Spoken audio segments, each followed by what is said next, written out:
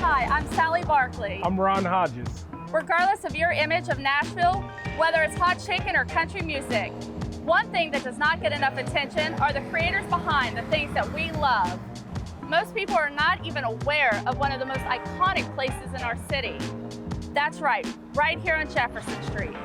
Let us take you on a journey of one of the most unheralded yet creative communities in our city. Let's go.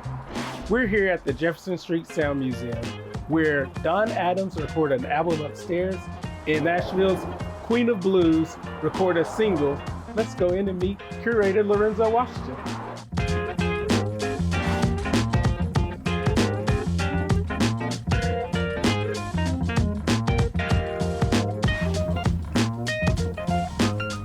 How's it going, Mr. Lorenzo? Fine, Ron. How are you, sir? Nice to see you again. Well, hello there. Yes, good to see you guys. So we're here with the museum curator, Lorenzo Washington. Lorenzo, tell us about it. This is now considered a very historical museum, a very historical landmark as far as I am concerned here on Jefferson Street, because this is where a lot of the great artists and musicians got their start. Mr. Lorenzo, if you don't mind, let's just show us some of your favorite pieces that you have on display. Well, some of the artifacts that we have on display here now, this hat here is very significant.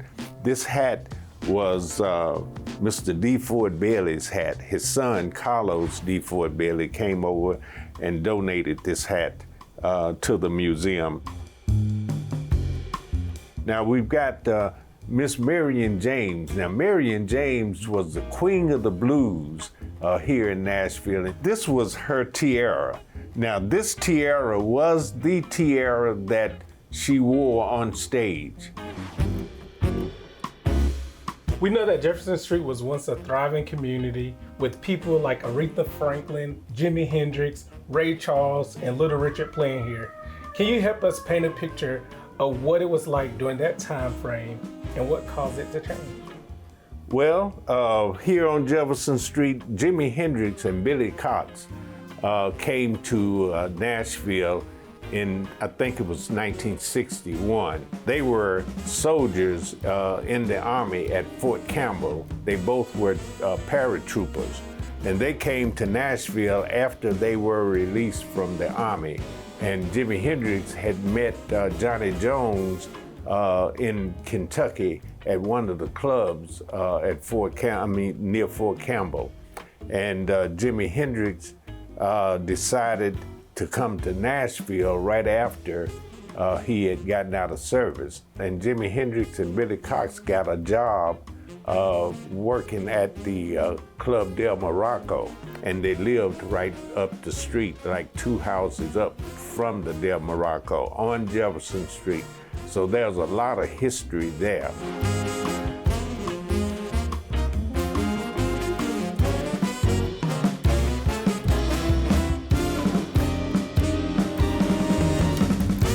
Thank you again, Mr. Washington, for allowing us to come in and visit the Jefferson St Sound Museum. You've been a wealth of knowledge, and some of my favorite places when I'm over in Jefferson Street areas, EGMC, Slim and Huskys, Minerva Avenue, the Nashville Farmers Market, and of course, you gotta be part of the TSU parade. Yes, and the Elks Lodge, which is right down the street from here, and they are just remodeling the Elks Lodge, which was the old Club Baron. And the Club Baron is where folk like Little Richard made his home. And there's a saying, Music Row had country music, but Jefferson Street had Little Richard and Tutti Frutti. Tutti Frutti was his first big hit song during those years. Thank you for joining us on this episode of American Dream TV. Until next time.